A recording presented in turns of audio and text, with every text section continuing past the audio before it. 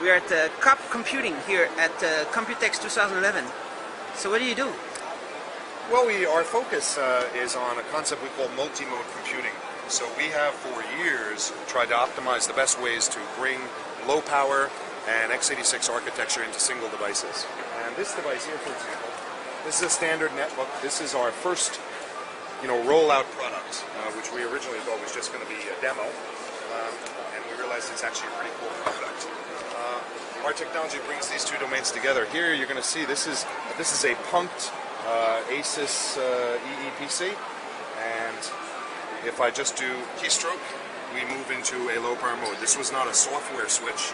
This is actually, we've just gone from x86 architecture to an ARM-based system. In this case, it's an A8, working on a 3730 OMAP.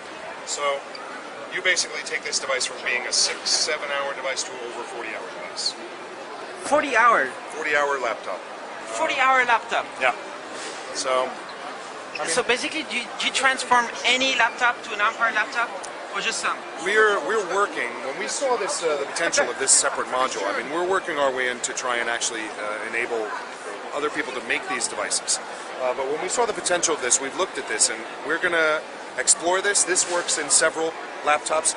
Each way we do this is going to have to change depending on the laptop, because some laptops are a little bit different in the way they're configured. But the idea is this can go into basically any laptop, and there's no as solderless as can be. So that was the concept. Take out the hard drive, you replace it with an SSD. You have a shared drive space now, so your applications are available on both sides. That's very unique. You can see that for years we've been working with patented technology. This is as seamless as is possible because it's basically instantaneous. If I'm on the high power side of the x86 and I'm working on a PowerPoint document or something, CAD file, and I have just 10 minutes left on my battery, and I turn off the x86, I have an hour or more left to make emails, to do what I need to do in the airport. Nice, and it's even on the Mac. We did this on the Mac. This is Apple is particularly finicky with physical hardware, so this is probably not going to be a device that we'll have in this module. We did it actually originally, the first time we showed it all in public was at Barcelona, and we did this because it's very nice to see people's reaction when they walk by, especially if they're Mac users and they see an Android and they literally jump physically and they, that's wrong. So that was why we did it. That's funny. That's awesome. So, this Android?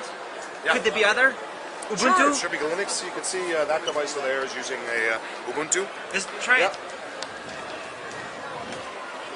That right there is Ubuntu on the ARM. Yep. There's Ubuntu on ARM living on this system, and here we're back into a OS X. So what is the switch you're using? Is that an added well, in this case, switch? yeah, this we did with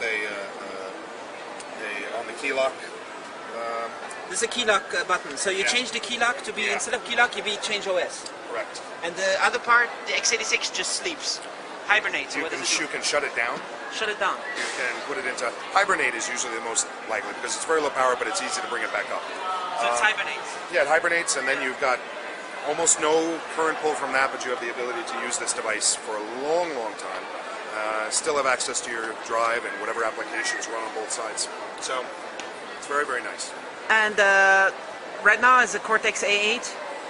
Yes, I mean this will work. I mean the idea will work with anything. It could be any ARM, Qualcomm, could be MIPS. Could be any other Cortex A9s, the faster ones, the dual cores. Absolutely, of course. Absolutely. Yeah. What do you mean absolutely? Well, I mean there's definitely a lot of use cases for the better scenarios. So we're working our way What towards do you need for the bigger chips to be there? What do you need? No difference in our technology. We basically just need to do a new reference platform. So what we're doing here is we're exploring this idea. This was actually just part of our roadmap, but we see it. I mean, one of our sales guys said, this is actually a product. So we're taking this and we're going to explore it, and we have the sense that this could really be a good product. So we're putting it, encasing it. It could be an external thin client. It could be integrated directly in at the board level.